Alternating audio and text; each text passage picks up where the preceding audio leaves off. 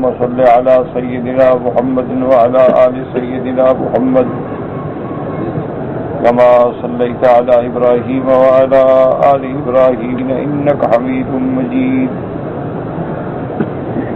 أعوذ بالله من الشيطان الرجيم. بسم الله الرحمن الرحيم. قال كم لبثتم في الأرض عدد سنين قالوا لبثنا يوما أو بعض يوم فاسأل العادين. قال إن لبثتم إلا قليلا لو أنكم كنتم تعلمون. أفحسبتم أنما خلقناكم عبثا وأنكم إلينا لا ترجعون. فتعالى الله الملك الحق لا إله إلا هو رب العرش الكريم.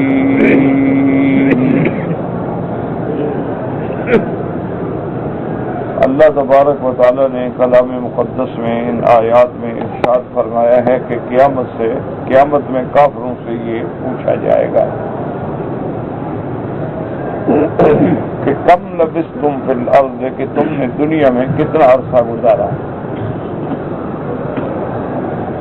سب سے پہلے تو اس بات کو اپنے دماغوں میں رکھ لیں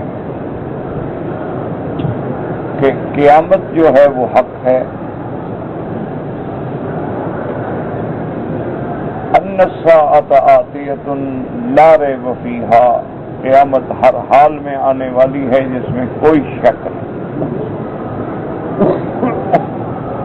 جب قیامت برحق ہے تو اس کے بعد کے جو حال احوال ہیں وہ بھی سب برحق ہیں. دنیا میں لوگ قیامت کے بھی منکر پیدا ہوئے. بعض لوگ قیامت کو تو مانتے ہیں لیکن جنت و جہنم کا انکار کرتے ہیں. وہ کہتے ہیں کہ جنت سے مراد اللہ کی رضا ہے، اللہ راضی ہے تو جنت ہے اور اللہ ناراض ہے تو جہنم ہے. ورنہ ذاتی طور پہ یعنی جنت یا جہنم کا کوئی وجود نہیں. اور بعض فرق جو ہیں وہ انکار تو نہیں کرتے، وہ کہتے ہیں جنت بھی حق ہے جہنم بھی حق ہے لیکن آئندہ اللہ پیدا فرمائیں، ابھی پیدا نہیں ہو. اس لیے وہ کہتے ہیں کہ جنت میں اور جہنم میں لوگ قیامت کے بعد داخل کیے جائیں گے. تو جب بعد داخل کیے جائیں گے تو پیدا بھی بعد میں ہوگی. ابھی اس کے پیدا ہونے کا پھر مقصد کیا ہوا؟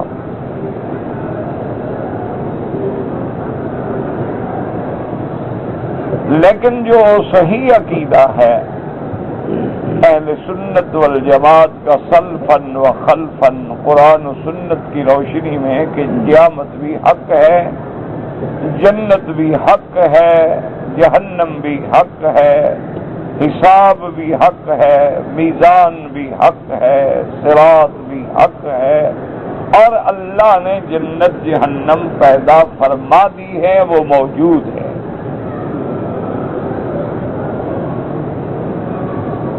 مومنوں کے لیے تو اتنی بات کافی ہے کہ جب اللہ نے قرآن میں فرما دیا ہے کہ وہ عدت للمتقین، جنت جو ہے وہ ڈرنے والوں کے لیے تیار ہے، اور جہنم جو ہے وہ کافروں کے لیے تیار ہے. جب اللہ نے قرآن میں فرما دیا، ایمان والے کے لیے اتنی بات ہی کافی. اور مزید یقین کے لیے یعنی علم الیقین کو اور بڑھانے کے لیے سب سے بڑی گواہی جو ہے وہ سیدنا محمد مصطفیٰ صلی اللہ علیہ وسلم کی ہے کہ حضور نے فرمایا کہ معراج کی رات مجھے جنت میں داخل کیا گیا، میں نے جنت کو آنکھوں سے دیکھا. اور جنت میں حضور پاک نے حضرت عمر کا محل دیکھا، حضرت بلال کے قدموں کی آوازیں سنی. تو اس سے بڑی گواہی مسلمان کے لیے کیا ہو سکتی؟ کہ اللہ کا فرمان ہے، رحمت دو عالم کی شہادت ہے. لیکن منکرین جو ہوتے ہیں نا جی، مورزین،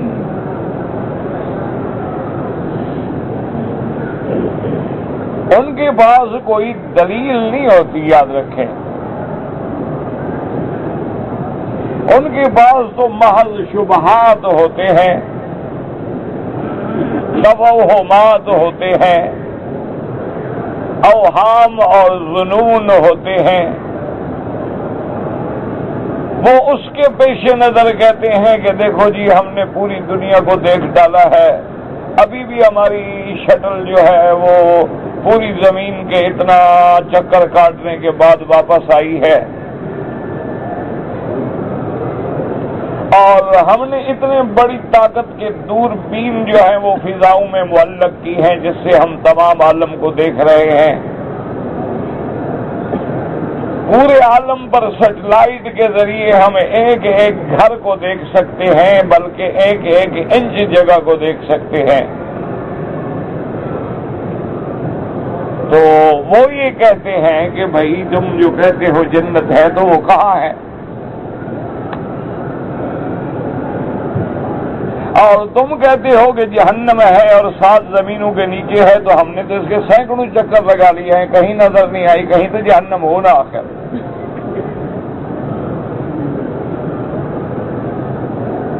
تو یہ ان کے دراصل ایک سطحی قسم کے شبہات ہیں. حالانکہ ابھی ایک مہینہ بھی نہیں گزرا ہے کہ انہوں نے کہا کہ ہم جو سمجھتے تھے کہ سورج کے مدار میں 9 ستارے ہیں، وہ 9 نہیں بلکہ 10 ہیں. اب ہم نے 10واں ابھی دیکھا ہے. تو ہزاروں سال کے بعد تو ابھی تمہیں ایک اور تارا نظر آ گیا نا. پہلے 9 کے قائل تھے، اب 10ویں کے بھی قائل ہو گئے. اور ان کی اپنی تحقیق یہ کہتی ہے کہ بعض اللہ نے ایسے کہا کہ وہ سیارات بھی پیدا فرمائے ہیں کہ جن کی روشنی جو ہے وہ ابھی زمین تک نہیں پہنچی. حالانکہ یاد رکھو کہ سب سے زیادہ تیز رفتار، سب سے زیادہ سریع السیر اگر کوئی چیز ہے تو وہ روشنی. آپ نے شاید غور کیا ہوگا، جب بجلی چمکتی ہے نا، گرج چمک ہوتی ہے بادلوں میں، آپ کو بجلی بھی چمک نظر آتی ہے اور پھر گرج بھی آتی ہے. تو آپ نے کبھی غور کیا ہے یا ابھی کبھی دیکھ کے غور کر لیجئے گا کہ آپ جو آواز سنتے ہیں وہ بعد میں آتی ہے اور چمک جو ہے وہ پہلے نظر آتی ہے. جب بجلی چمکتی ہے نا تو آپ کو اس کی چمک جو ہے وہ تو فوراً نظر آئے گی، لیکن آواز اس کے بعد آئے گی. تو اس کی وجہ یہ ہے کہ آواز کی رفتار جو ہے وہ روشنی کی رفتار کا مقابلہ نہیں کر سکتی. روشنی کی رفتار زیادہ ہے اور آواز کی رفتار کم ہے.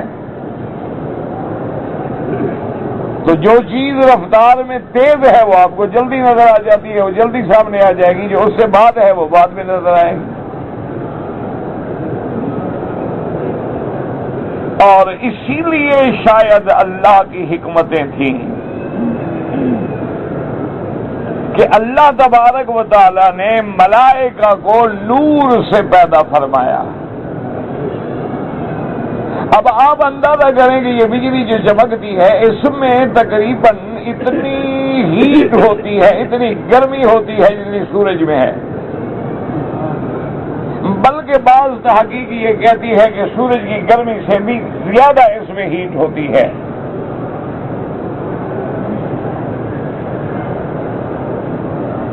تو اگر اس نور میں اتنی حدت ہے، اتنی تیزی ہے، تو اللہ نے تو ملائکہ کو جن سے نور سے پیدا فرمایا ہے، پھر ان کی رفتار کا اندازہ کون کر سکتا ہے؟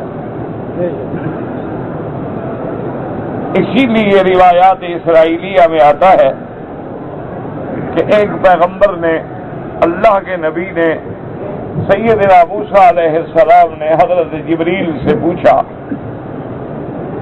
کہ جبریل علیہ السلام تم کتنی دیر میں آسمانوں سے زمین پہ پہنچ جاتے ہو؟ تو جبریل علیہ السلام نے عرض کیا کہ کلیم اللہ،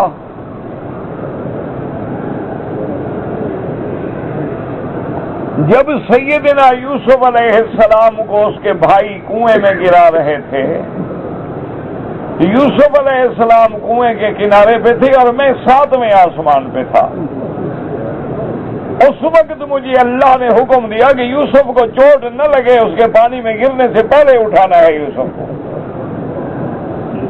تو وہ کنارے سے پانی تک بعد میں پہنچا، میں 7ویں آسمانوں سے پہلے پہنچ گیا۔ تو اب میری رفتار کا اندازہ کر لو۔ اسی لیے حضور صلی اللہ علیہ وسلم فرماتے ہیں کہ کبھی کبھی تو جبریل کا یہ عالم ہوتا ہے کہ ایک قدم زمین پہ ہے تو اگلا قدم آسمان پہ ہے، اور درمیان کا فاصلہ جو ہے وہ 500 سال ہے۔ یعنی ہم جو فاصلہ 500 سال میں طے کرتے ہیں وہ جبریل ایک قدم میں طے کر لیتا ہے۔ یہی حکمت ہے نا، لوگ سوچتے ہیں نا کہ جی ہم حضور پہ فرشتے درود کیسے پہنچائیں گے اور کونے کونے سے اور عالم سے، تو ان کی رفتار کا خود اندازہ لگا لیں کہ ان کو پہنچانے میں کیا تکلیف ہے۔ کہ اللہ نے تو ان کو جن سے نور سے پیدا فرمایا ہے، پھر ہمارے اعمال کا لے جانا، ارواح کا لے جانا، مومنوں کی روح کو علیین میں پہنچانا، کافری کو روح کو سجین میں پہنچانا، اللہ کے آگے ملائکہ کے آگے کیا مشکل۔ باقی یہ کہنا کہ بھئی ہمیں نظر نہیں آئی، تمہیں تو ابھی دنیا کے اندر جو چیزیں ہیں وہ بھی معلوم نہیں ہوئی ہیں، تمہیں تو ابھی تک خواص سے اشیاء بھی معلوم نہیں ہوئی ہے کہ اس چیز کی کیا خاصیت ہے۔ آپ پڑھتے رہتے ہیں، تحقیق ہو رہی ہے جی ابھی جناب بصل کھانے کا یہ فائدہ ہے اور تھوم کھانے کا یہ فائدہ ہے، ادرک کھانے کا یہ فائدہ ہے، ابھی ریسرچ آ رہی ہے، ہزاروں سال گزر گئے اب ان کو معلوم ہو رہا ہے۔ حالانکہ اطباء یونان جو ہیں یہ تو ہزاروں سال پہلے یہ چیزیں استعمال کرتے تھے۔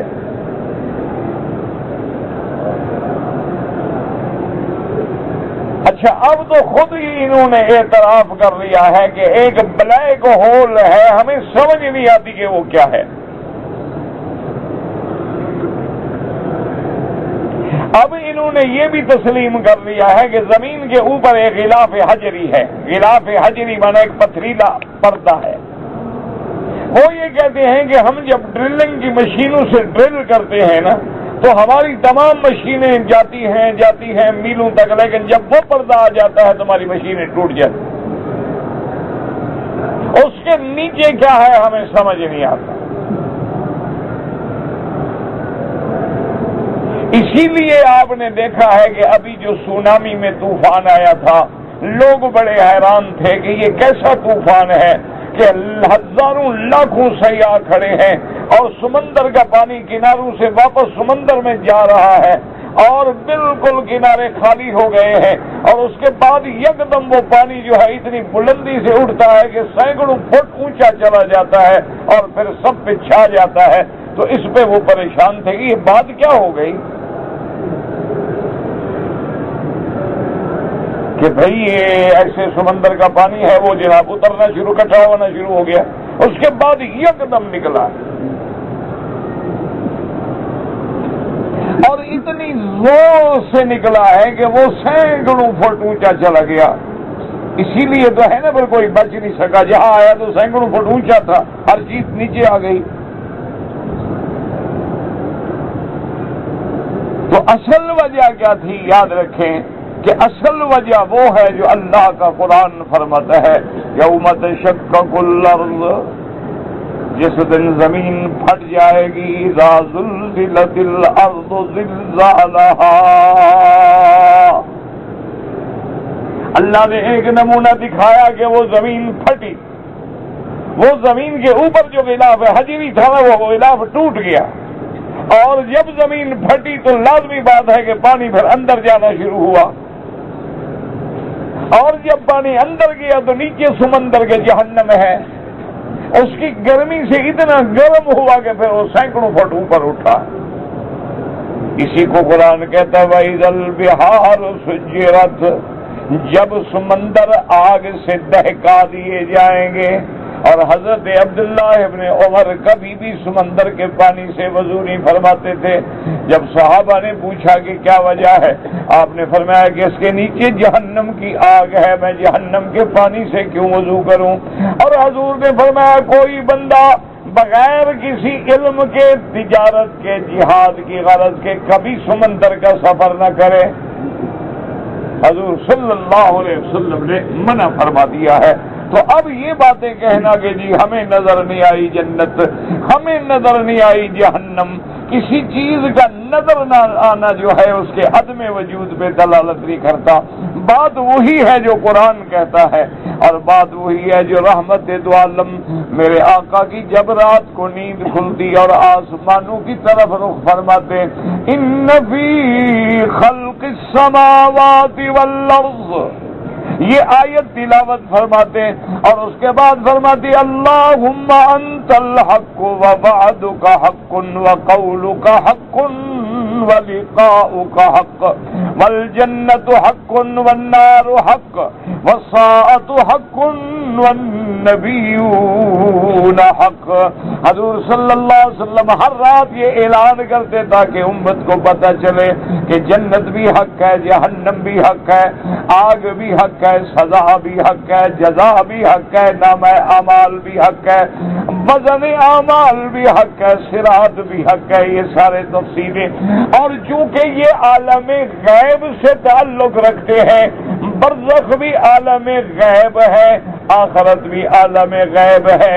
جتنی اللہ بتلا دیں گے ہم جانتے ہیں، جو اللہ خبر نہ دیں کوئی آدمی اس کو جان نہیں سکتا، کیونکہ غیب کے علم جو ہے وہ اللہ کا خاصہ ہے، اور خاصۃ الشیء لا یوجد فی غیرہ، اس کا علم غیب کی صفت جو ہے وہ کسی اور میں نہیں ہے.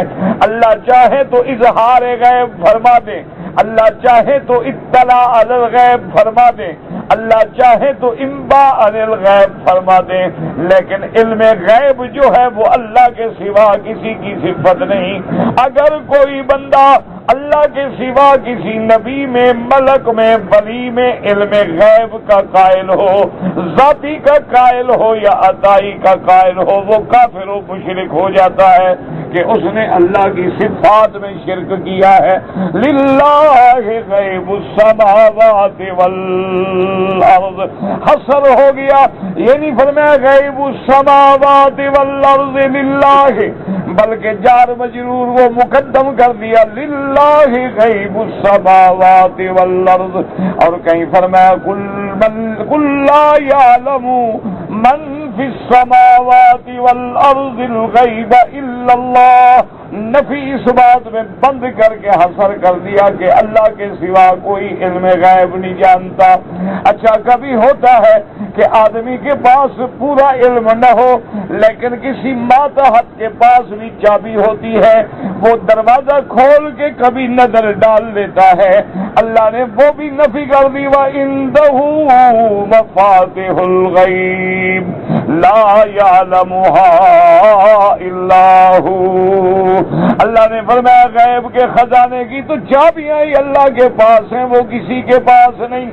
اور یاد رکھو یہ نہیں فرمایا مفاتیح الغیب عندہ، بلکہ ظرف کو مقدم کر کے حصر کر دیا وَعِندَهُ مَفَاتِحُ الْغَيْبِ لَا يَعْلَمُهَا إِلَّا هُوَ يَعْلَمُ مَا فِي الْبَرِّ وَالْبَحْرِ وَمَا تَسْقُطُ مِنْ وَرَقَةٍ إِلَّا يَعْلَمُهَا وَلَا رَطْبٍ وَلَا يَابِسٍ فِي الْأَرْضِ إِلَّا فِي كِتَابٍ مبین.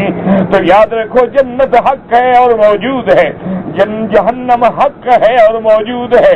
ہاں البتہ اس میں داخلے کا حکم عالم آخرت میں ہوگا، لیکن جو دنیا میں دکھاتے ہیں عذاب قبر ہے کہ جیسے فرعون کو اللہ نے عذاب دیا کہ اغرقوا فادخلوا نارا، تو یہ جہنم کے عذاب کا ایک حصہ ہوتا ہے، اصل جہنم نہیں ہوتی، یعنی جہنم کے کئی طبقات، کئی درکات ہیں، لیکن یہ اس نوع کے عذاب کا ایک حصہ ہے۔ جیسے یوں سمجھ لیں، اللہ معاف کرے، مجرم کو آدمی پکڑتے ہیں، پہلے تو تھانے والے سزا دیتے ہیں، اس کے بعد اس کو کچی میں ڈال دیتے ہیں، پھر مقدمے کے فیصلے کے بعد پکی جیل میں بھیجا جاتا ہے، حالانکہ سزا تو پہلے بھی بھگت رہا ہے، نہ تھانہ اس کے لیے بھی رحمت ہے، نہ وہ کچا جیل اس کے لیے رحمت، تو سارا عذاب ہی عذاب ہے۔ لیکن اصل عذاب پھر شروع ہوگا جب سزا کا فیصلہ ہو جائے گا، تو اس لیے عذاب تو قبر سے شروع ہو جاتا ہے، لیکن یہ اس عذاب کا ایک نمونہ ہے۔ اصل عذاب جو ہے وہ قیامت میں ہوگا، النار يعرضون عليها غدوا وعشيا ويوم تقوم الساعة ادخلوا آل فرعون اشد العذاب۔ اللہ نے فرمایا کہ ہم نے فرعون کے لیے انتظام کر دیا ہے کہ وہ صبح و شام آگ پہ پیش کیے جاتے ہیں، لیکن اصل عذاب تو تب شروع ہوگا جب قیامت کا دن آئے گا، فیصلہ ہو جائے گا، تو پھر حکم ہوگا کہ اب ان کو جہنم کے شدید عذاب میں داخل کیا جائے۔ لیکن یاد رکھیں کہ یہ ساری تمہید کا مقصد یہ تھا کہ قرآن میں آپ پڑھتے ہیں نا کہ جنتی جنت میں ہے، جہنمی جہنم میں ہے، اور ان سے پوچھا جا رہا ہے کہ جناب تم دنیا میں کتنا رہے، ابھی تو آخرت آئی نہیں، ابھی تو قیامت آئی ہی نہیں، ابھی تو جنت والے جنت میں گئے ہی نہیں، اور جہنم والے جہنم میں گئے نہیں، کس سے پوچھا جا رہا ہے؟ تو اس لیے ہمیشہ سمجھے کہ اسلوب قرآن یہ ہے، انداز قرآن یہ ہے کہ اللہ ایسے خبر دیتے ہیں کہ جیسے یہ واقعہ گزر چکا ہے، کیونکہ اللہ کے علم ہے کہ یہ ہوگا اور اس قسم کا ان سے سوال کیا جائے گا، لیکن چونکہ اللہ جانتے ہیں اور اللہ کا علم یقینی اور حقیقی ہے، اس میں کوئی شک نہیں، تو اس لیے انداز یہ ہوتا ہے کہ گویا اب وہ آ گئے ہیں اور ان سے پوچھا جا رہا ہے، ورنہ یہ تو قیامت میں پوچھا جائے گا، ابھی تھوڑا پوچھا جا رہا ہے۔ قال كم لبثتم في الأرض عدد سنين قالوا لبثنا يوما أو بعض يوم فاسأل العادين۔ اللہ تبارک و تعالیٰ فرماتے ہیں ہم پوچھیں گے ان سے کہ کتنے دن رہے دنیا میں، کتنے سال گزارے، کہ اللہ میاں ایک دن، یا وجہ کیا تھی میں نے بتایا تھا کل آپ کو کہ کبھی آدمی شدت ہول میں بھول جاتا ہے کہ کیا گزری، اور کبھی آدمی کثرت خوشی میں بھول جاتا ہے کہ کتنا وقت گزر گیا، پتہ ہی نہیں چلتا، اس لیے وہ کہیں گے جی ایک دن یاد دن۔ اور بعض علماء نے فرمایا کہ جب قیامت کا منظر سامنے آئے گا، اور قیامت کے دن کیسے ہوں گے، 50,000 سنہ، 50,000 سال کا ایک دن، اور اسی طرح 1000 سال کا ایک دن کا 1000 سنۃ مما تعدون، تو کہیں گے جب 50,000 سال کا ایک دن ہے تو پوری دنیا کی عمر 7-8 ہزار سال ہے، تو پھر وہ تو دن بھی نہیں بنتا نا، آدھا دن بھی نہیں بنتا، اس لیے کہیں گے کہ ایک دن یا آدھا دن۔ پھر کہیں گے اللہ میں اصل بات ہمیں تو پتہ نہیں ہے، آپ فرشتوں سے پوچھ سکتے ہیں جن کو حساب کا پتہ ہے، ہمیں بس پتہ ہی نہیں۔ اللہ فرمائے کہ یہ تو ٹھیک ہے کہ تم بہت تھوڑا رہے ہو، لیکن اس تھوڑے میں بھی تو تم نے اطاعت و فرما برداری سے کام نہیں لیا۔ اب فرماتے افحسبتم انما خلقناکم افحسبتم انما خلقناکم عبثا وانکم الینا لا ترجعون فتعالى الله الملك الحق لا الہ الا هو رب العرش الکریم۔ اللہ فرمائیں گے اچھا تم یہ خیال کرتے تھے ہم نے تمہیں ایسے پیدا کیا ہے، خلق تم واپسن، اللہ اکبر۔ بھئی آج تم سے حساب ہے تو کیا تم نے دنیا میں یہی سمجھ لیا تھا کہ ہم نے تمہیں بس ایسے پیدا کر دیا ہے کہ کھاؤ پیو مر جاؤ؟ تم جو کوئی چیز بناتے ہو تو مقصد ہوتا ہے، اللہ نے یہ اتنا عالم بنایا، آسمان اور دنیا کو سجایا، فرشتے، جن، انسان، پیغمبر، کتابیں، رسول، نبی، یہ سارا انتظام فرمایا ایسے تھا کہ مرضی آئے تو مان لو اور مرضی آئے تو نہ مانو، تمہاری مرضی ہے۔ یہ تمہارا پرسنل معاملہ ہے اللہ کے ساتھ۔ نماز پڑھ لو، مہربانی، شکریہ، بڑی مہربانی، نہ پڑھو تو بھائی میرا ذاتی معاملہ ہے، میری شخصی آزادی ہے، تم کیوں دخل دیتے ہو یا کوئی مولوی کیوں دخل دیتا ہے؟ یہ تو میرا ذاتی معاملہ ہے۔ بے عین ہی یہی پھر قیامت میں ان کو کہا جائے گا کہ ظالمو، کیا تم نے یہی سمجھ رکھا تھا کہ ہم نے تم کو ایسے پیدا کیا ہے جانور ہو، چر کے چرتے چرتے مر جاؤ گے، کھاک پی کے مر جاؤ گے، بس کوئی مقصد نہیں تھا؟ یہ ساری مخلوق میں نے بغیر مقصد کے پیدا کر دی تھی۔ اور اگر تمہیں پتا ہوتا کہ مقصد ہے، اور وہ مقصد کیا تھا؟ اللہ کی فرما برداری، اللہ کی اطاعت، اللہ کی بندگی، تو جنہوں نے بندگی کی وہ کامیاب ہو گئے اور جنہوں نے نہ کی وہ ذلیل ہو گئے۔ تم تو اپنے عمل پہ پکڑے ہوئے، اللہ تو تمہیں کوئی سزا نہیں دے رہے ہیں۔ اللہ تبارک و تعالیٰ، اور تمہیں یہ نہیں پتا تھا کہ ہم نے اللہ کی طرف لوٹ کے جانا ہے جس نے پیدا کیا، پھر ہم سے پوچھے گا کہ کہاں گئے، کہاں گزارا۔ اس لیے حدیث مبارک میں آتا ہے کہ قیامت میں آدمی اللہ کے دربار میں جب پیش ہوگا تو اللہ فرمائیں گے کہ میرے بندے، میں نے جو تمہیں صحت اور تندرستی دی تھی تو تم نے کیا خرچ کیا، کہاں استعمال کیا؟ میں نے تمہیں جوانی دی تھی، تم نے کہاں خرچ کی؟ اور تم نے پیسہ کہاں سے کمایا اور کہاں خرچ کیا؟ جب تک ان چیزوں کا حساب نہیں رہے گا میدان حشر سے ہٹ نہیں سکتا۔ ایک ایک نعمت کا سوال ہوگا۔ اسی لیے ایک حدیث مبارک میں آتا ہے کہ میرے آقا رحمت دو عالم سیدنا محمد رسول اللہ صلی اللہ علیہ وسلم، آپ ایک دن اپنے گھر مبارک سے نکلے، آپ راستے میں دیکھا کہ سیدنا ابی بکر آ رہے ہیں۔ آپ نے سیدنا ابی بکر حاضر ہوئے، سلام کیا، آپ نے فرمایا ما اخرجک یا ابی بکر، ابی بکر تمہیں کس چیز نے اس گرمی کے وقت میں نکالا ہے، کیوں گھر سے باہر رہے ہو؟ اس نے کہا الجوع یا رسول اللہ، حقیقت یہ ہے کہ گھر میں کھانے کو نہیں ہے اور بھوک نے پریشان کر دیا۔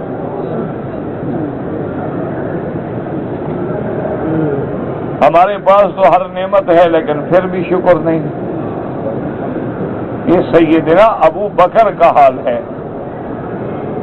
تھوڑی دیر گزری، حضرت عمر بھی گھر سے نکلے، حضور سے ملے، سلام کیا، حضور نے فرمایا ما اخرجک، اس گرمی کے وقت میں عمر کیوں نکلے؟ اس نے کہا یا رسول اللہ ما اخرجنی الا الجوع، مجھے بھوک نے پریشان کر دیا ہے، کئی دن سے فاقہ ہے، گھر میں کچھ نہیں، نکلا تھا کہ کسی باغ میں جاؤں گا کسی انصاری کے پاس۔ تو حضور پاک نے فرمایا والذی نفسی بیدہ، مجھے قسم ہے اس ذات پاک کی جس نے مجھے پیدا کیا ہے، مجھے بھی بھوک نے باہر نکالا ہے۔ اللہ اکبر۔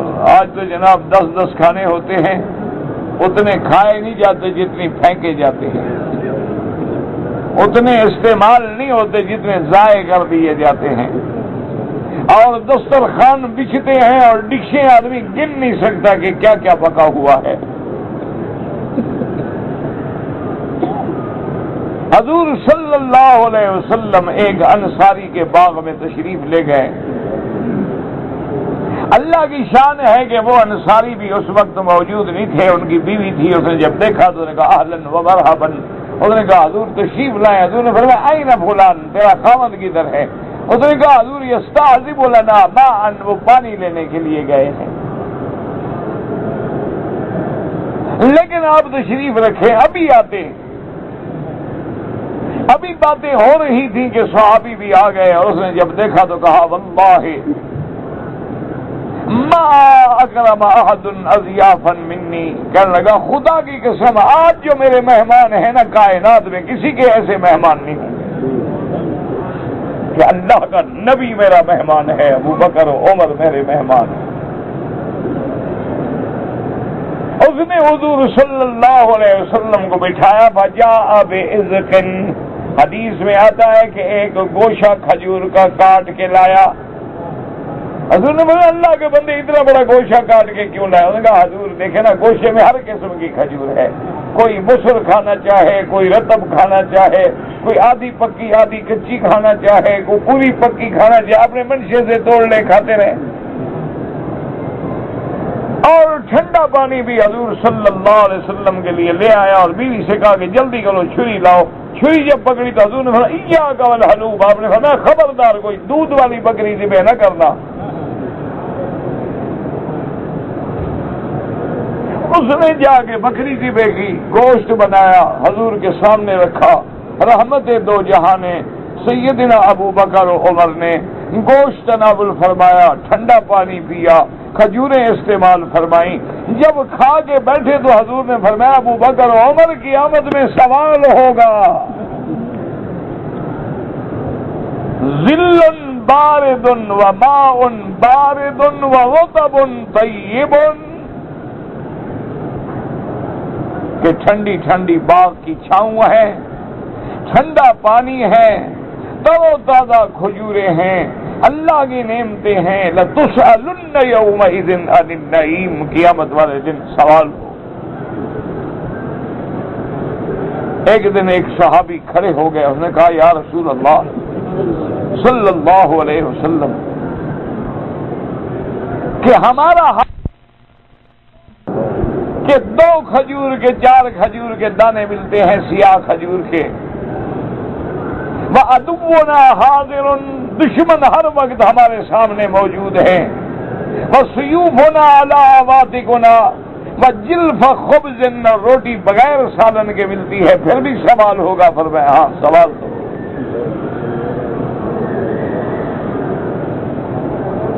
تو اب آپ بھی غور کر لیں کہ ہم نے اپنے آخرت کے لیے کیا تیار کیا ہے۔ بچوں کا تو فکر ہے نا جی کہ کوئی گھر بنا دیں، کوئی زمین لے لیں، کوئی جائیداد بنا دیں، کوئی کاروبار کر دیں، میرے بعد بچے کہاں جائیں گے، کیا کریں گے، بیوی کے نام کچھ کر دیں، دوستوں کے لیے کیا کر دیں، لیکن اپنی آخرت کے لیے کیا کیا؟ اسی لیے قرآن کہتا ہے کہ قیامت میں جب نامہ اعمال تقسیم ہوں گے تو مومن کو نامہ اعمال داہنے ہاتھ میں ملے گا۔ دعا کر رہے اللہم اجعلنا من اصحاب الیمین، اللہ ہمیں بھی داہنے والوں میں بنانا۔ اللہ اکبر۔ جب اس کو نامہ عمل ملے گا نا جی داہنے ہاتھ میں اور پڑھے گا کامیاب ہو گیا، معافی مل گئی، جنت کے فیصلے ہو گئے، تو اب جناب لوگوں کو پکارے گا فَأَمَّا مَنْ أُوتِيَ كِتَابَهُ بِيَمِينِهِ فَيَقُولُ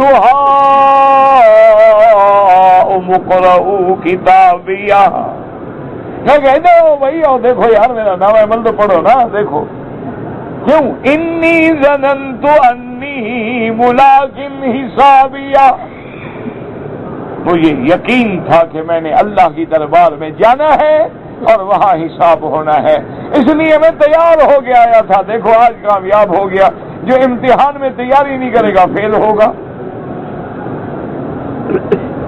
آپ جناب بہترین کمرہ سجا کے ایک سے ایک اعلیٰ کتاب لے کے اپنے سرانے رکھ لیں، لیکن پڑھیں نہ تو امتحان میں آپ کامیاب ہو جائیں۔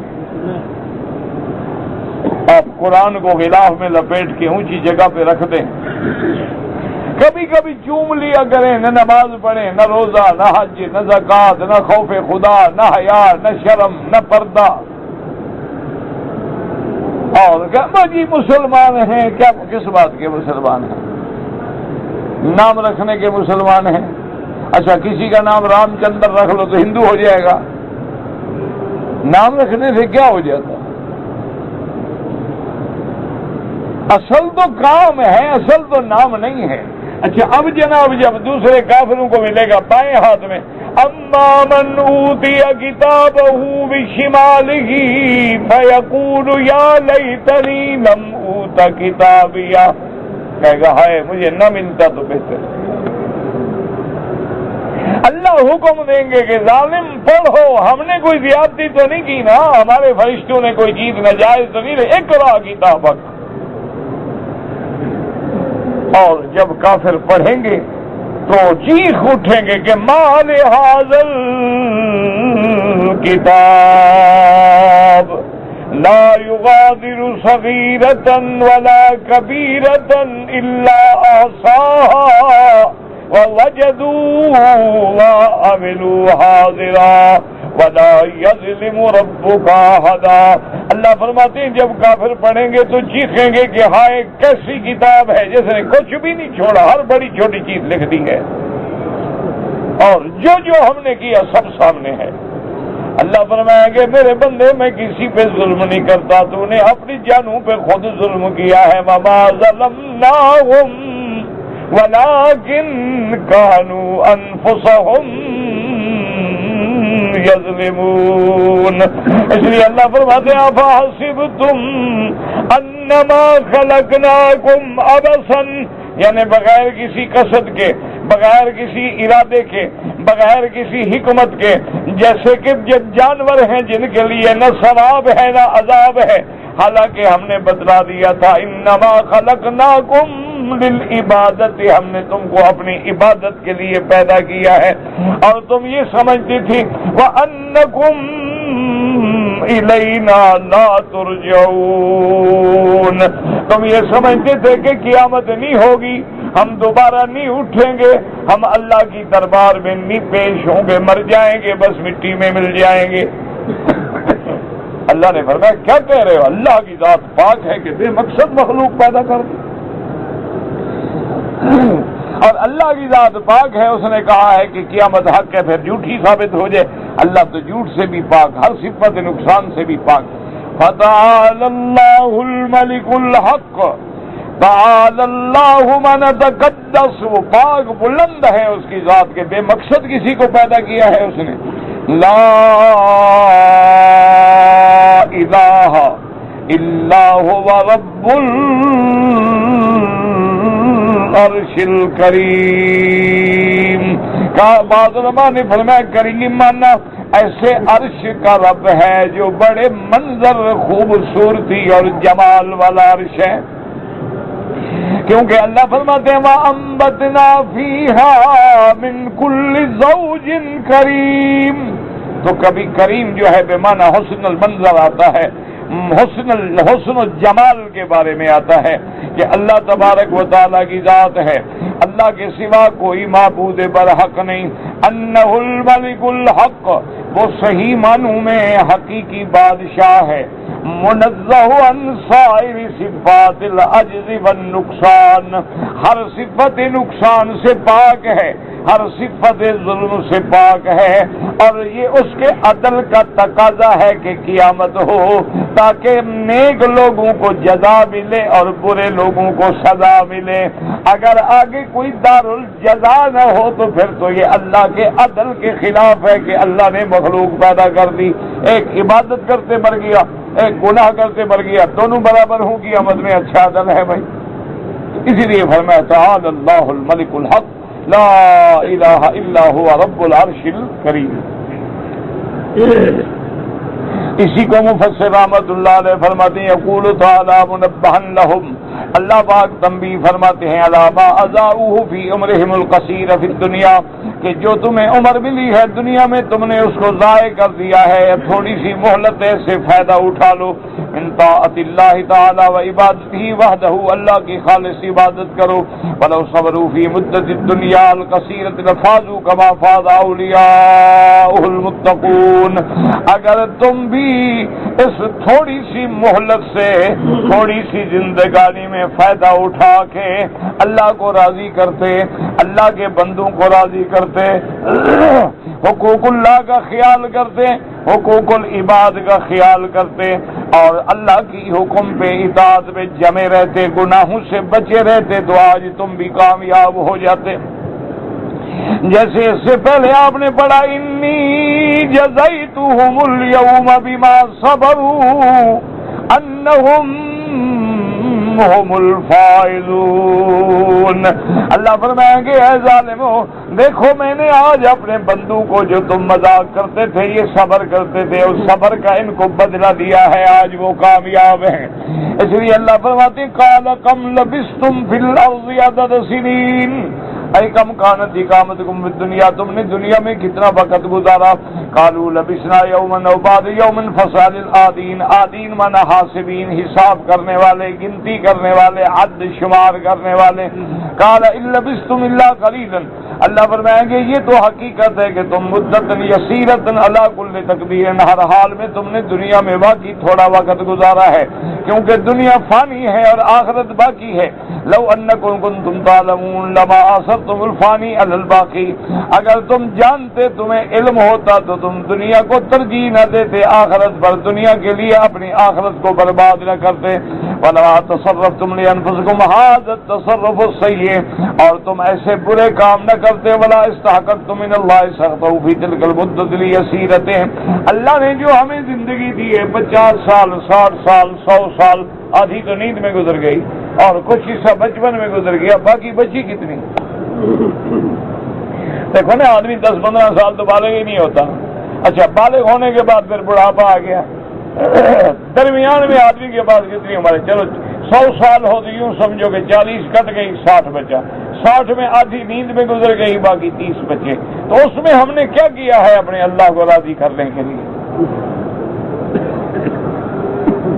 اسی لیے اللہ تبارک و تعالیٰ فرماتے ہیں کہ اگر تم اللہ کے عذاب سے ڈر جاتے، فَلَوْ أَنَّكُمْ صَبَرْتُمْ عَلَىٰ طَاعَةِ اللَّهِ وَعِبَادَتِهِ، اللہ کی اطاعت پہ، اللہ کی عبادت پہ جم جاتے، كَمَا فَعَلَ الْمُؤْمِنُونَ فَزْتُمْ كَمَا فَازُوا، جیسے کہ ایمان والے اللہ کی اطاعت پہ جمے گئے، آج وہ کامیاب ہو گئے تو تم بھی کامیاب ہوتے۔ اللہم اجعلنا من الفائزین، اللهم اجعلنا من عبادك الصالحين ناجحين راشدين فائزين واحفظنا فإنك خير الحافظين۔ کہتے جی کہ حالت طواف میں اگر کوئی بندہ قرآن پاک کی تلاوت کرے بالکل جائز ہے، کوئی منع نہیں، آپ کو قرآن پاک یاد ہے پڑھ سکتے ہیں، دیکھ کے بھی پڑھ سکتے ہیں، لیکن علماء نے یہ لکھا ہے کہ طواف میں افضل ذکر ہے، قرآن سے بھی افضل ہے، کیونکہ اگر قرآن پڑھنا افضل اور ضروری ہوتا تو حضور قرآن پڑھتے، لیکن رحمت دو عالم صلی اللہ علیہ وسلم نے پڑھا ہے سبحان اللہ، الحمدللہ، لا الہ الا اللہ، اللہ اکبر وَلِلَّهِ الْحَمْدُ، اور ایک روایت میں ہے اللہ اکبر ولا حول ولا قوت الا باللہ العلی العظیم، اور رکن یمانی کے بعد جا کے بسم اللہ اللہ اکبر وللہ الحمد انی اسألک العفو والعافیہ ربنا آتنا فی الدنیا حسنۃ وفی الآخرۃ حسنۃ وقنا عذاب النار۔ تو اگر قرآن پاک کا پڑھنا افضل ہوتا تو میرا مدنی تو قرآن ختم فرما لیتے، تو معلوم یہ ہوا کہ افضل وہ ہے ما قال رسول اللہ صلی اللہ علیہ وسلم۔ اور ایک دوسری بات بھی یاد رکھیں کہ جو بھی ذکر تمہیں یاد ہے، مثلا درود شریف تمہیں یاد ہے، سارے طواف میں درود پڑھو، تمہیں کلمہ طیبہ یاد ہے لا الہ الا اللہ محمد الرسول اللہ، وہ پڑھو۔ جو چیز تمہیں یاد ہے اور جس میں آدمی کا دل لگے، یہ نہیں کہ وہ عربی کی دعائیں پڑھ رہا ہے، پڑھنا بھی نہیں جانتا، غلط پڑھ رہا ہے، ترجمے بھی غلط کر رہا ہے لیکن لگا ہوا ہے، یہ تو کوئی بات نہیں۔ یہ تو بلکہ علماء نے لکھا ہے کہ یہ جو کتابیں چھپی ہوئی ہیں کہ پہلا چکر، دوسرا چکر، تیسرا چکر، انہوں نے کہا یہ تو بدعت ہے، نہ حضور کے زمانے میں ہے نہ صحابہ نے کبھی یہ دعائیں پڑھی ہیں، یہ تو بہت بعد میں علماء نے اس لیے لکھی تھی کہ ہمارے لوگ ٹیلی فونوں پہ بات کرتے رہیں گے، بات کس سے کہانیاں کرتے رہیں گے، چلو ان کو چکروں کی دعائیں لکھ دو، کچھ تو پڑھتے رہے غریب، ورنہ یہ دعائیں نہ سرکار دو عالم نے طواف میں پڑھی ہیں کہ پہلے چکر کی یہ دعائیں ہیں اور دوسرے کی یہ ہیں اور تیسرے کی یہ ہے اور چوتھے کی یہ ہے، مقام ابراہیم پہ یہ ہے اور ملتزم پہ یہ ہے اور صفا مروہ پہ یہ ہے، نہیں، بالکل نہیں، یہ دعائیں بعض حدیث میں موجود ہیں لیکن اس انداز میں میرے محبوب نے نہیں پڑھی ہیں۔ تو اس لیے ہمیشہ یاد رکھیں کہ طواف کا معنی جو ہے طواف نماز کے حکم میں ہے، اس لیے طواف جو ہے تحیت المسجد کے قائم مقام ہے، اور طواف میں نظر نیچے ہو، نظر قدم پر ہو، اور دل میں اللہ کا جلال اور جمال اور خشیت ہو، اور زبان پہ جو چیز تمہیں یاد ہے اور صحیح پڑھ سکتے ہو وہی پڑھو تاکہ تمہارا دل لگے۔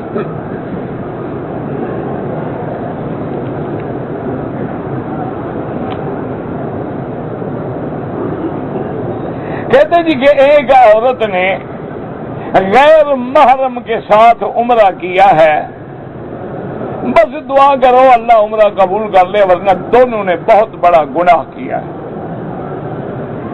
بغیر محرم کے جب عورت کو گھر سے نکلنے کی اجازت ہی نہیں ہے تو پھر عمرے پہ آنے کا کیا مطلب ہے؟ اللہ فرماتے ہیں کہ اگر عورت کے پاس محرم نہ ہو تو حج ہی چھوڑ دے، جو حج فرض ہے حج نہ کرے، اور یہ بغیر محرم کے، اور جو لائی ہے ساتھ کہتے جی اس کے بچوں سے چھوٹا ہے، یعنی مقصد خاص ٹھیک ٹھاک جوان آدمی ہے، مانا تو یہی ہوا نا، مقصد بوڑھا بھی نہیں ہے نا، چھوٹا ہے الٹا، یہ تو اور زیادہ خطرناک بات ہے۔ بہرحال اب دونوں اپنے اس گناہ سے توبہ کریں، اللہ قادر ہے قبول فرما دیں۔ ظہر کی نماز سے پہلے جو 4 رکعتیں سنتیں پڑھنی ہیں وہ اگر چاہیں تو 4 رکعتیں اکٹھی بھی پڑھ سکتے ہیں، اور چاہے تو 2 رکعت کر کے بھی پڑھ سکتے ہیں، کوئی جھگڑا نہیں۔ بعض ائمہ کے نزدیک دن میں 2 رکعت پڑھو تو افضل ہے، اور رات میں 4 رکعت پڑھو تو افضل ہے۔ اگر تم نے 4 ملا لی الحمدللہ، 2 کر کے پڑھنی الحمدللہ، کوئی فرق نہیں پڑتا ہے۔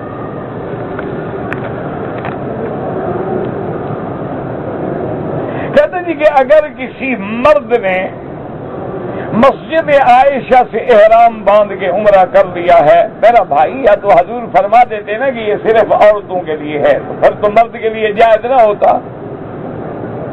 اب دیکھیں نا، حضور نے فرما دیا، آپ نے ریشم کا ٹکڑا اور سونے کا ٹکڑا ہاتھ میں لیا اور فرمایا ہذان حرامان علی ذکور امتی، فرمایا یہ دونوں چیزیں میرے امت کے مردوں پہ حرام ہیں، تو مردوں پہ حرام ہے تو عورتوں پہ حلال ہے، سیدھی سی بات ہے۔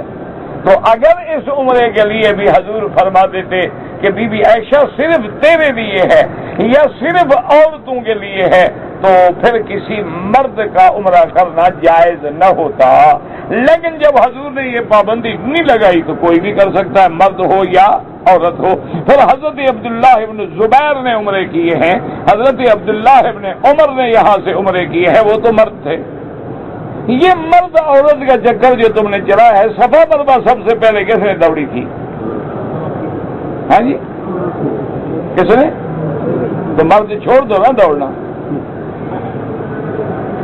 یہ تو عورت نے دوڑی تھی، عورتیں دوڑتی رہے، مرد چھوڑ دو۔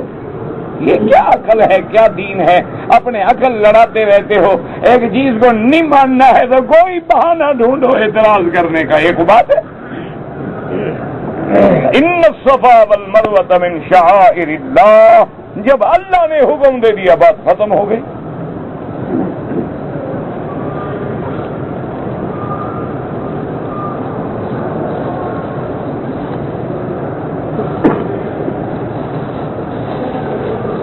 بہرحال کہتے ہیں جی کہ 2 سال پہلے میں عمرے کا احرام باندھ کے آیا تھا عمرہ کرنے کے لیے، لیکن میرا ویزا ایجنٹوں نے غلط لگایا تھا، مجھے واپس کر دیا گیا جدے سے۔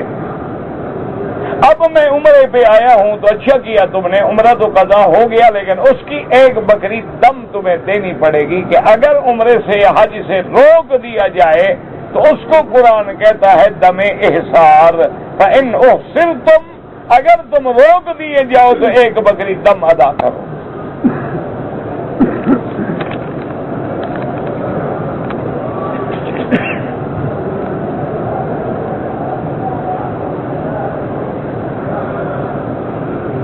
کہتے جی کہ میرا جو ہے مسقط سے براستہ، مسقط ہم 3 آدمی ہیں، پاکستان سے ہم گئے مسقط، یعنی یہ گلف ایئر پہ آئے ہوں گے، تو مسقط سے آئے جدہ، اور مجھے شوگر کی تکلیف بھی ہے، پیشاب کثرت سے آتا ہے، اور میقات کے بارے میں علم بھی نہیں تھا، لہذا احرام ہم نے جدے سے باندھا۔ آپ عمرے پہ آ رہے تھے تو یہ باتیں پاکستان میں پوچھنی چاہیے تھی یا مکہ پہنچ کے پوچھنی چاہیے تھی؟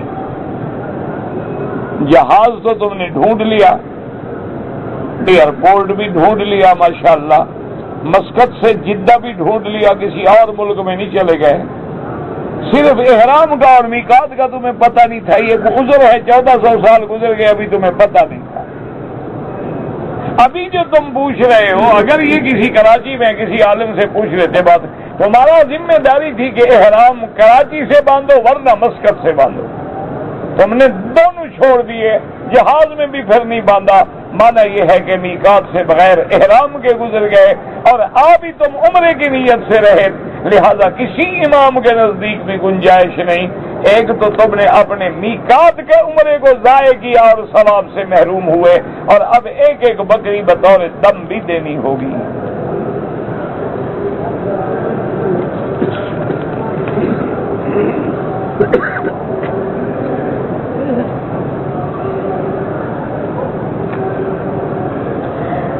کہتے جی کہ اگر میری بیوی میرے بھائی کے بیٹی بن کے، بھائی کی بہن بن کے نہیں آ سکتی، نہ بھائی کی بہن بن سکتی ہے نہ بیٹی بن سکتی ہے، تمہاری بیوی تمہاری بیوی ہی رہے گی۔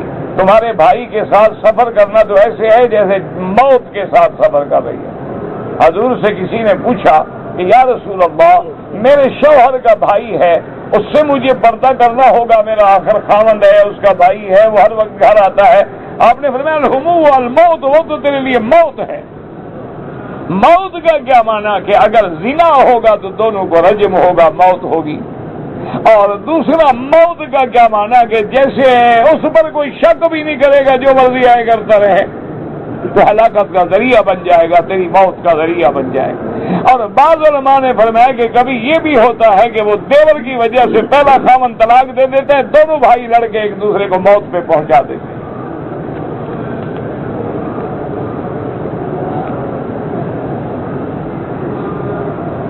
کہتے جی کہ ہماری فلائٹ جو ہے رات کو 1 بجے جدے سے کراچی کے لیے روانہ ہوگی، ہم فجر کی نماز کیسے پڑھیں گے؟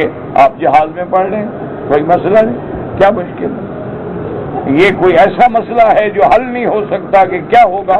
ہم ساری زندگی الحمدللہ صبر کرتے ہیں، جہازوں میں نمازیں پڑھتے ہیں، کوئی مسئلہ نہیں، بلکہ اللہ کے شکر سے، اللہ کی رحمت سے جماعت کے ساتھ ہوائی جہاز میں نماز پڑھتے ہیں۔ سعودی ایئر لائن نے تو اللہ کا شکر ہے باقاعدہ مسجد بھی بنا دی ہے، لیکن باقی بھی اللہ کا شکر ہے، مسلمان ہوتے، مسلمان نہ بھی ہوں تو ان کو بھی شرم آتی ہے۔ ان کو کہو کہ ہم نے نماز پڑھ لی ہے تو وہ جہاں کھانا پکاتے ہیں وہاں راستہ بنا کے باقاعدہ بیچارے کمبل لے کے جگہ بنا کے بچھا کے دے دیتے ہیں جی پڑھ لیں۔ آپ وضو کر کے تیار ہو جائیں، جہاز میں وضو کر لیں، جہاز میں پڑھ لیں، اور خدا نہ خواستہ نہ پڑھ سکیں تو اترتے ہوئے قضا پڑھیں۔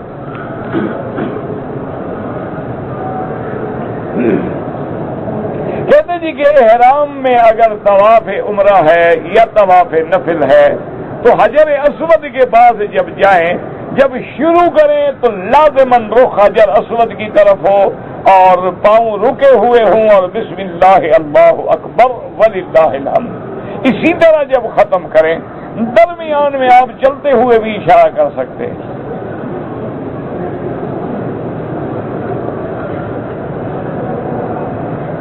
کہتے ہیں جی کہ قبروں پر جا کر جو لوگ قرآن پڑھتے ہیں، بالکل بنا ہے، آپ ویسے پڑھیں، ان کے لیے دعا کریں۔ یہ جو رواج بن گیا ہے کہ بڑا آدمی مر جائے تو 2-4 حافظ کرائے پر بٹھا دیتے ہیں کہ قبر پہ قرآن پڑھیں، یہ تو بدعت ہے۔ اس نے خود ساری زندگی نہیں پڑھا ہے تو دوسرے کے پڑھنے سے کیا فائدہ حاصل ہوگا؟ تو ایک یہ ہے کہ ہم ویسے قبرستان سے گزر رہے تھے، السلام علیکم یا دار قوم مؤمنین انا انشاءاللہ بکم لاحقون انتم السابقون ونحن الاثر۔ اس کے بعد ہم نے کچھ پڑھا اور دعا کر لی، اللہ ثواب عطا فرما، تو اللہ عطا فرماتے ہیں۔ باقی کہتے ہیں جی کہ ہمارے بزرگوں کی روحیں جو ہیں وہ ہمارے گھر میں آتی ہیں، مجھے تو کبھی ملے نہیں، تمہیں ملے تو میری بات سلام پہنچا دینا۔ تمہیں ملے تھے؟ یعنی پتہ نہیں، ایک جھوٹ بولنا ہو جاتا ہے، جھوٹ کے کوئی پاؤں تو ہوں نا۔ ایسا جھوٹ جس کے پاؤں بھی نہ ہوں. دیکھو قرآن کہتا ہے کہ روح کے بارے میں اللہ کے سوا کوئی جانتا ہی نہیں کہ روح کیا ہے. یسألونک عن الروح قل الروح من امر ربی. اللہ کا امر ہے، پتہ ہی نہیں کہ روح کیا ہے. جب پتہ نہیں تو ہمیں کیسے پتہ ہے کہ آتی ہے؟ بھائی جب ہم روح جانتے نہیں، کوئی نہیں جان سکتا کہ روح کیا ہے. وما اوتیتم من العلم الا قلیلا، تو ہمیں کیسے پتہ لگا کہ روح آئی ہے؟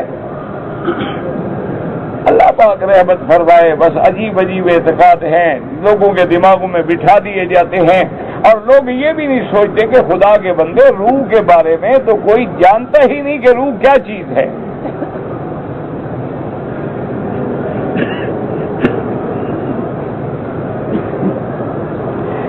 کچھ عورتیں اپنے محرم کے ساتھ آئی ہیں، لیکن ایک عورت ان میں ایسی بھی تھی جو جن کا محرم نہیں تھا، وہ بھی مل گئی.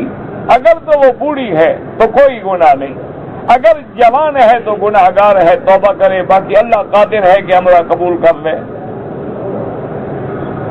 اسی طرح میاں بیوی کے ساتھ ایک اجنبی عورت آئی تو بالکل گناہ ہے. اجنبی عورت کو کسی اجنبی مرد کے ساتھ سفر کرنا حرام ہے.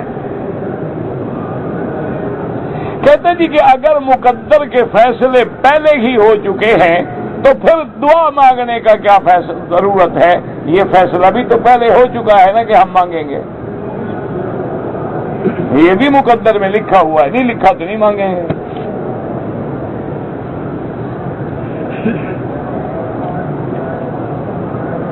ہم دعاؤں پر کتنا بھروسہ کر سکتے ہیں؟ جتنا ایمان پر بھروسہ ہو، یقین ہو. تو جب اللہ کا حکم ہے کہ مانگو، ادعونی استجب لکم، حضور نے فرمایا دعا سلاح المومن ہے. دعا کے ساتھ اللہ تبارک و تعالی ہمارے دکھوں کو ڈال دیتے ہیں. تو جتنا یقین ہوگا تمہارا. کہتے جی کہ تصویر اگر حرام ہے تو ٹیلی ویژن پر نماز یا ایسی تصویریں وہ بھی ناجائز ہیں. وہ تو ایک دنیا کو اسلام پہنچانے کے لیے ذریعہ کوئی نہیں، مجبوری ہے، ورنہ جائز تو کوئی بھی نہیں کہتا. کہتے جی کہ جب ہم صفا مروہ دوڑیں تو ہاتھ اٹھانے، بالکل ہاتھ اٹھانے کی کوئی ضرورت نہیں.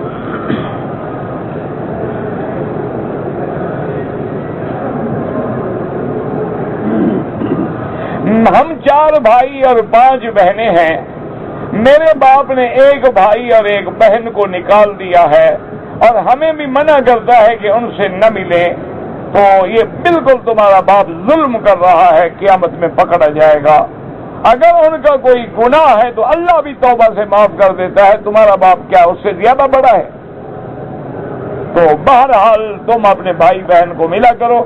باپ کی ناجائز بات ماننے کے ہم پابند نہیں ہیں. کل کو باپ کہے کہ نماز نہ پڑھو، ہم وہ بھی چھوڑ دیں. باپ بیٹی سے کہے پردہ نہ کرو، یہ تھوڑے جو شریعت کے خلاف حکم ہے وہ ہم نہیں مانیں گے.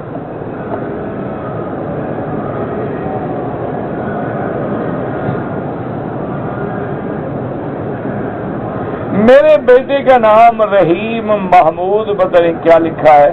بیٹی کا تحریم، سب ٹھیک ہے جی، سب نام ٹھیک ہے. آج کل تو ایسا کوئی ماڈرن دور آ گیا ہے کہ لوگ میرے خیال میں یہ نام ہی ڈھونڈتے رہتے ہیں کہ نام نیا نام.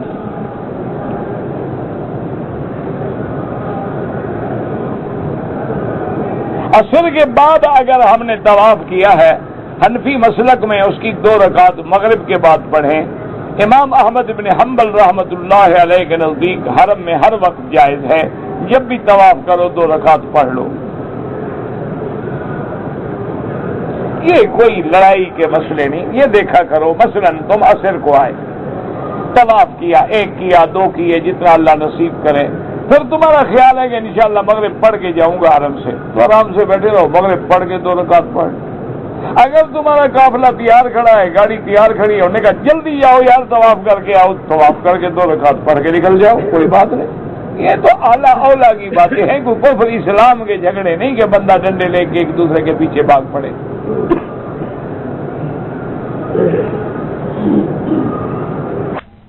میں نے احرام کے ساتھ طواف کیا، لیکن 2 راتیں پھر میں احرام باندھے رہا اور اسی میں سوتا رہا. تو کوئی بات نہیں، چاہے ساری زندگی، جب تک سر نہیں منڈاؤ گے احرام نہیں کھلے گا۔ نماز میں رفع یدین جو کرتے ہیں انشاءاللہ ان کی بھی نماز قبول ہے، اور جو نہیں کرتے ہیں الحمدللہ ان کی بھی نماز قبول ہے۔ کوئی ایسا مسئلہ نہیں، کوئی لڑائی نہیں، کوئی جھگڑا نہیں، دونوں حدیثیں موجود ہیں الحمدللہ ثم الحمدللہ۔ اور جو کرتے ہیں ان کے بعد صرف فعلی حدیث ہے، قولی تو ان کے بعد بھی نہیں ہے، کسی ایک حدیث میں بھی نہیں۔ ہاں فعل رسول ہے آمنا باللہ، ہمارا تو کوئی جھگڑا نہیں، جھگڑا تو وہ کرتے ہیں بلا وجہ۔ کوئی کسی عورت کے ساتھ بھائی بہن کا رشتہ بنا دے، رشتے ایسے نہیں بنتے، اسی سے تو گناہ جنم لیتے ہیں نا، پہلے تو سب بہن کہتے ہیں۔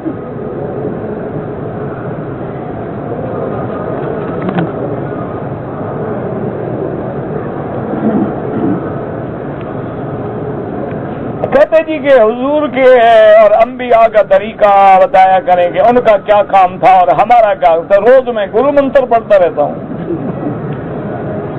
ہاں گرمکھی پڑھ رہا ہوں، رامائن پڑھتا ہوں، مہا بھارت پڑھتا ہوں۔ یار اعتراض کرتے ہوئے تمہارا ضمیر بھی تمہیں لعنت نہیں کرتا؟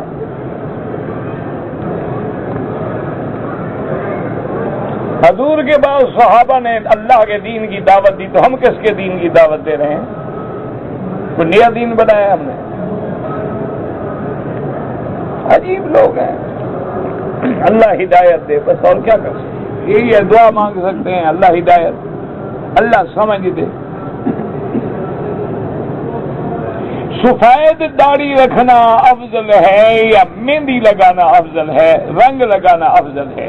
حضور کی حدیث ہے غیر الشیب ولو بشیء، آپ نے فرمایا اپنی سفیدی کو بدلو چاہے کسی سے، لیکن یہ کہ حدیث میں ہے کہ سیاہ نہ ہو۔ کہتے تھے جو مدرسین کی تنخواہیں کھا جاتے ہیں ان کا بھی حساب ہوگا، سب کا ہوگا، باقی تو معاف کر دیں گے، یہ مولوی کب معاف کرتے ہیں؟ یہ تو ضرور وصول کریں گے انشاءاللہ قیامت میں۔ خیال رکھیں حقوق العباد تو اللہ بھی معاف نہیں کرتا، توبہ سے بھی معاف نہیں ہوتے، وہ تو دینے پڑیں گے، اگر دنیا میں نہیں دو گے آخرت میں نیکیاں چھین لیں گے۔ آپ نے مجھے بتایا تھا کہ سورت بنی اسرائیل کے وبالحق انزلناہ وبالحق نزل نذیرا تک تیرن تک تیرن تک تیرن تک تیرن تک تیرن تک تیرن تک تیرن تک تیرن تک تیرن تک تیرن تک تیرن تک تیرن تک